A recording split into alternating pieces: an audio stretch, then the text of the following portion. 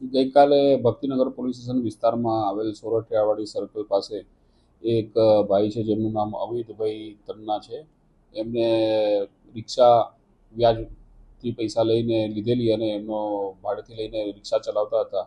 જે રિક્ષા વ્યાજ જેમને વ્યાજ વટાવ કરતા હતા એ જયદીપભાઈ અને જયદીપભાઈના મામા પ્રવીણભાઈ એમની પાસેથી 1.5 લાખ રૂપિયા વ્યાજથી લીધેલા રિક્ષા લેવા માટે, અને એના હપ્તા નહીં ભરાવાના કારણે અને વચ્ચે કોરોના અને અન્ય પિતાજીની કેન્સરની બીમારીના કારણે પૈસા ન ભરવાના કારણે અને આ કામના સામાવાળા છે વારંવાર પ્રેશર કરતા હતા, જેના કારણે કંટાળીને એમને આત્મહત્યા કરી લીધેલી છે અને દવા ખાઈને સોરઠિયાવાડી સર્કલ પાસે આત્મહત્યા કરેલી છે. તેમના કબજામાંથી સુસાઇડ નોટ મળેલ છે અને આ બાબતે પ્રાથમિક ફરિયાદ 306 જે જૂની કલમ છે એ પ્રમાણે એટલે હાલની BNS પ્રમાણે લીધેલી છે, જેમાં આત્મહત્યાનું દુષ્પ્રેરણ તેમજ બળજબરીથી કઢાઈ લેવું અને મની લોન્ડરિંગ એક્ટ મુજબનો ગુનો દાખલ કરવામાં આવેલ છે.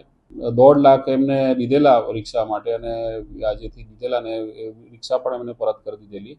તેમ છતાં પણ આ કામના આરોપી છે એમને વારંવાર ત્રાસ આપતા હતા અને વધારે વ્યાજ માંગતા હતા અને જેનાથી કંટાળીને આ આત્મહત્યા કરેલ છે. તેમજ એમને ચેક જે આપેલા ચેકનો બાઉન્સ થવાના કારણે જે કોર્ટમાં ફરિયાદ થયેલી નેગોશિયેબલ એક્ટ મુજબની, એમાં પણ આજે તારીખ મુદત હતી ને એનાથી કંટાળીને આ કૃત્ય કરેલ છે.